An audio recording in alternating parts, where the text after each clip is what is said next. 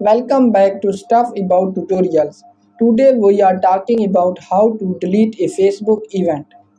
Why would you want to know how to delete a Facebook event?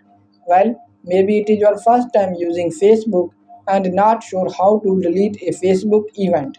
So today I am going to show you how to delete a Facebook event. Check video description and I will try to leave the written instructions. Deleting a Facebook event is quite simple and easy to do, and the process is same for Android and iOS devices. Let me show how you will delete a Facebook event. First of all, open Facebook app in your device, and now here is my Facebook home screen. Now first click on three lines in the right top corner and now scroll down this page and then click on events. And now first open your event and then in this page click on manage and now select edit.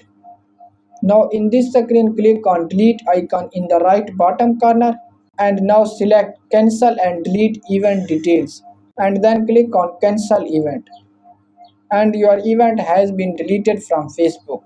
So there you go. If you were wondering how to delete a Facebook event, that is the easiest way I know.